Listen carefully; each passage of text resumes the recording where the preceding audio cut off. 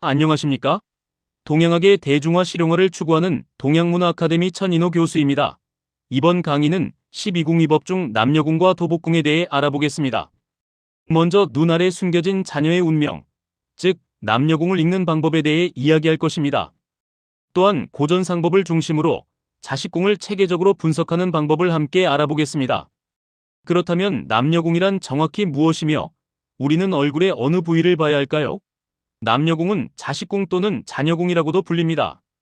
그 위치는 눈 아래 불룩하게 나온 부위로 흔히 눈물이 떨어지는 부위라고 해서 누당 또는 누에가 잠자는 모습이라고 해서는 와잠이라는 명칭으로도 알려져 있습니다.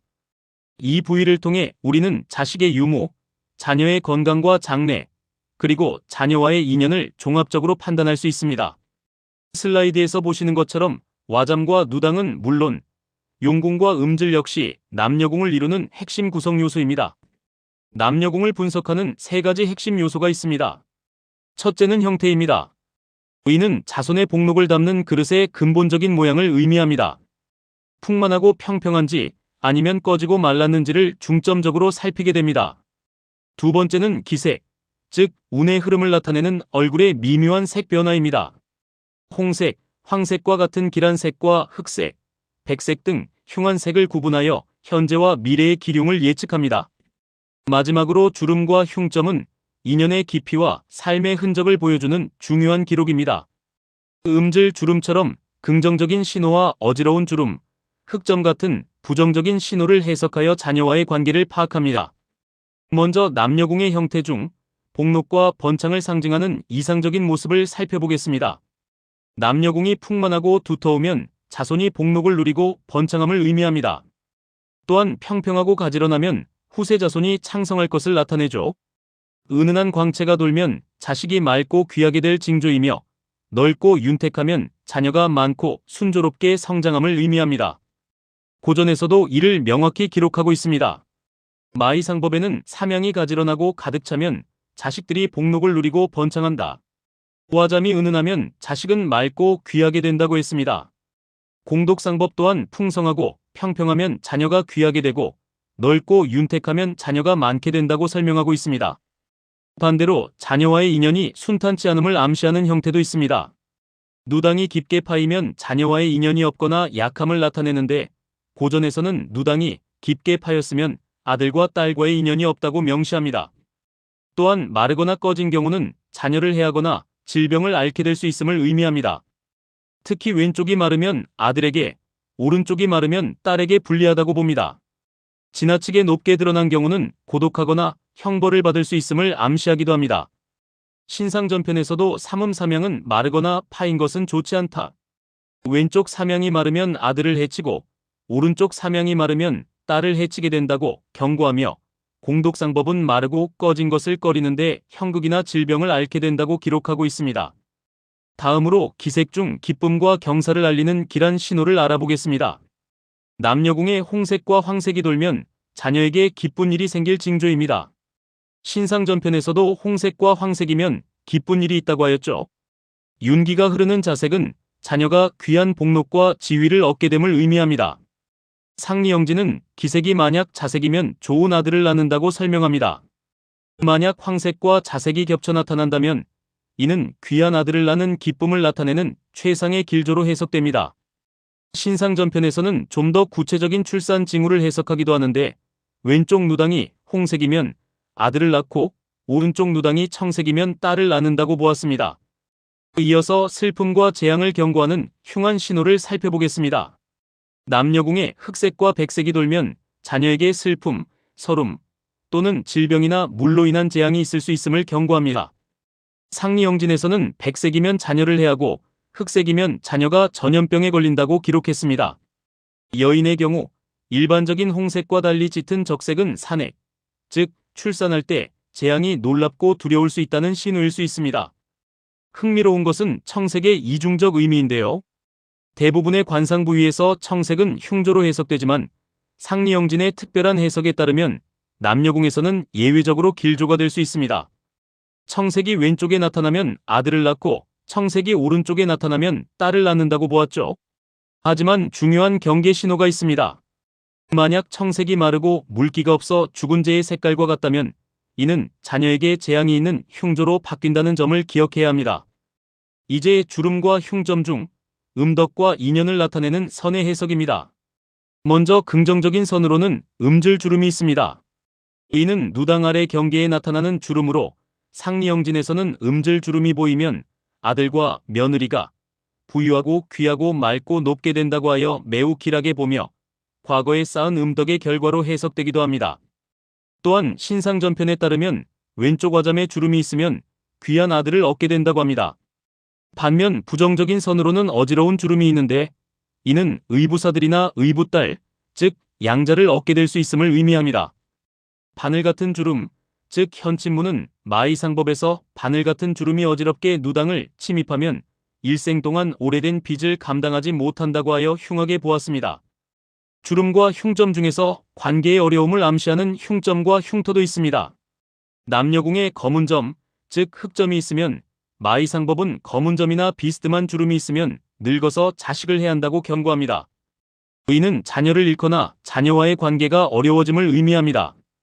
또한 깊은 흉터가 있는 경우 공독상법은 깊은 흉터가 있는 것을 꺼리는데 외롭고 형벌을 받게 된다고 하여 고독한 노년을 암시하는 표식으로 봅니다. 슬라이드의 이미지처럼 어지러운 주름이나 와잠의 점은 이러한 부정적인 신호들을 시각적으로 보여줍니다. 자, 그럼 지금까지 살펴본 남녀궁의 특징들을 종합적으로 진단해 보겠습니다. 먼저 이상적인 남녀궁의 긍정적 조건입니다. 형태는 풍성하고 두꺼우며 평평해야 하고 광채는 은은하고 분명하며 윤택해야 합니다. 선으로는 음질 주름이 분명하게 보여야 하며 기색은 홍색, 황색, 자색 등 밝고 따뜻해야 합니다. 반대로 주의가 필요한 남녀궁의 부정적 조건입니다. 형태가 깊게 파이거나 마르거나 지나치게 높게 솟아있는 경우입니다. 선은 주름이 어지러우며 흉점으로는 검은 사막이나 점, 흉터가 있는 경우를 들 수 있습니다. 이러한 특징들을 통해 자녀의 운명과 인연을 종합적으로 예측할 수 있습니다. 남녀궁의 분석은 단순히 정해진 운명을 읽는 것을 넘어섭니다. 특히 음질주름에 대한 고전의 해석은 중요한 통찰을 제공합니다. 신상전편은 와잠 주위에 황색이 돌고 음질주름이 보이면 일찍이 음덕을 품고 다른 사람을 도와주어 반드시 인과승보가 있다고 말합니다. 이는 남녀궁의 모습이 단순히 타고난 것만이 아니라 보이지 않는 곳에서 베푼 선행과 덕이 반영된 결과일 수 있음을 시사합니다. 결국 남녀궁을 살피는 것은 자녀의 운명뿐만 아니라 자신의 삶의 태도와 그 흔적을 돌아보는 과정이기도 합니다. 우리 모두가 어떤 음덕을 쌓아왔는지 되돌아볼 기회가 될 수 있는 것이죠. 이제 새로운 주제로 넘어가겠습니다. 바로 당신의 턱, 만년의 운명을 담는 그릇입니다. 여기서는 노복궁의 지혜를 통해 리더십과 인간관계, 그리고 인생 후반의 품격을 읽는 방법을 심도 있게 다룰 예정입니다. 모든 것은 기초에서 시작됩니다. 노복궁이란 무엇일까요? 노복궁은 턱 전체, 즉 지각과 그 주변부를 포함하는 부위입니다. 특히 입, 즉 수성과 인접해 있어 그 관계가 매우 중요하게 해석됩니다. 과거에는 노복궁을 통해 아랫사람, 하인, 가축의 많고 적음을 보아 재산과 복을 판단했습니다. 하지만 현대에 와서는 의미가 확장되어 부하 직원, 동료 후배와의 관계, 리더십의 유형, 그리고 무엇보다 인생의 말년 운세를 총체적으로 판단하는 중요한 기준이 됩니다. 턱의 형태와 기색은 우리의 사회생활과 만년에 큰 영향을 미치는 것이죠. 수백 년을 이어온 고전상법의 가르침은 노복궁을 이해하는 데 중요한 통찰을 제공합니다. 먼저 마이상법은 노복궁의 형태와 기본적인 기륭을 정의한 핵심 텍스트입니다. 이어서 신상전편은 형태에 더해 기색, 즉 얼굴빛의 중요성을 추가로 설명하여 관상의 깊이를 더했습니다. 상리영진은 이빈수성과의 상호관계를 통해 판단을 더욱 정교화시켰고, 마지막으로 공독상법은 하인의 많고 적음을 넘어 부하의 충성심이라는 내면적 가치로 해석을 현대화하여 노복궁의 의미를 더욱 풍부하게 만들었습니다. 리더의 표상은 어떠할까요? 잘 만들어진 그릇은 사람을 모으듯 노복궁의 좋은 형태는 훌륭한 리더십을 상징합니다. 턱이 둥글고 풍만하면 마이상법에서 이르기를 얼굴이 둥글고 풍만하면 많은 사람이 모시듯 서로서로 보필하니 한 번 부르면 100사람이 대답할 것이다 라고 했습니다. 또한 벽에 매단 듯 결함이 없으면 신상전편에서는 노복이 적지 않다고 하여 따르는 사람이 많음을 의미합니다. 뚜렷한 모서리가 있으면 공덕상법은 모서리가 있으면 좋은데 충성스러움을 의미한다고 보아 부하들의 충성심이 깊음을 나타냅니다. 권위와 신뢰는 입에서 완성된다는 말처럼 노복궁은 수성, 즉 입과의 조화가 매우 중요합니다. 턱이 풍만하고 입이 사자 모양인 경우를 보십시오. 이러한 조화는 마이상법에서 부르면 모이고 꾸짖으면 흩어지는 권력을 가진다고 할 만큼 강력한 리더십을 상징합니다. 이는 주변 사람들을 능숙하게 이끌고 통솔하는 능력이 탁월함을 의미하며 리더로서의 권위와 신뢰가 굳건함을 보여주는 것입니다. 하지만 금이 간 그릇처럼 노복궁의 부정적인 형태는 은혜가 원한으로 돌아오는 징후를 보일 수 있습니다. 턱이 뾰족하고 기울어지면 마이상법에서 은혜를 받아도 오히려 원한으로 갚을 것이다라고 하듯이 사람들에게 베푼 호의가 오히려 나쁜 결과로 돌아올 수 있음을 암시합니다. 또한 깨지거나 함몰된 것을 공덕상법은 은혜가 원수가 됨을 의미한다고 하여 사람들과의 관계에 문제가 생길 수 있음을 경고합니다. 주름이나 흉터가 있는 경우에는 마이상법에서 노복을 제대로 부리지 못한다고 보아 사람들을 관리하거나 이끄는데 어려움이 따를 수 있음을 나타냅니다. 이러한 불안정한 노복궁은 세 가지 불운을 불러올 수 있습니다. 첫째는 배신과 원망입니다. 상리영진에서는 입이 뾰족하고 턱이 깎이면 굶주리면 달라붙고 배부르면 떠난다고 하여 이해관계에 따라 사람들이 떠나갈 수 있음을 경고합니다. 둘째는 리더십의 부재입니다. 유장상법의 해석에 따르면 이러한 상을 가진 사람은 사람 쓰는데 힘이 없다고 하여 부하를 제대로 통솔하지 못할 가능성을 암시합니다. 셋째는 부하로 인한 손실입니다. 공덕상법은 뾰족하고 깎인 것을 꺼리는데 이는 연좌에 빠지는 것을 의미한다고 보아 부하 직원이나 주변 사람으로 인해 재산이나 명예에 손실을 입을 수 있음을 나타냅니다. 얼굴에 깃든 풍요의 빛, 길한 기색을 살펴보겠습니다. 노복궁의 황색이 뛰어나게 나타나면 최고의 길상으로 재물과 인복이 스스로 왕성해짐을 의미합니다. 신상전편에서는 황색이 뛰어나면 소와 말과 노복이 스스로 왕성해지고 왼쪽 문과 오른쪽 집에 배열하여 늘어서 있다고까지 표현했죠. 홍색은 기쁨과 확장을 의미하며 새로운 사람이나 가축, 즉 자산이 늘어남을 나타냅니다. 상리영진에서는 이를 길하게 해석하며 홍색과 황색이면 주로 노복이 늘어나고 육축이 크게 왕성하여라고 기록하고 있습니다. 이제 운명의 그림자, 즉 경고를 보내는 흉한 기색을 알아보겠습니다. 노복궁에 청색이 돌면 손상, 질병, 이탈을 암시합니다. 이는 부하 직원의 건강 문제나 퇴사, 자산의 손실을 의미할 수 있습니다. 예를 들어 손상을 입고 노복이 달아나고 질병이 있다고 보았죠. 흑색은 불리함과 손실을 나타내며 특히 과거의 자산인 소나 말의 불리함을 의미했습니다. 백색은 추락과 사고를 경고합니다. 부하의 사고나 갑작스러운 손실을 암시하며 고전에서는 떨어져 손상을 입기 때문에 먼 길을 가는 것은 좋지 않다고 경고했습니다. 마지막으로 적색은 구설, 시비, 재물 손실을 나타냅니다. 부하와의 다툼이나 법적 문제, 예상치 못한 지출이 발생할 수 있으며 신상전편에서도 도복이나 말이 구설에 오르고 재산의 손실을 본다고 기록되어 있습니다. 노복궁의 색채 언어를 한눈에 정리해 볼까요?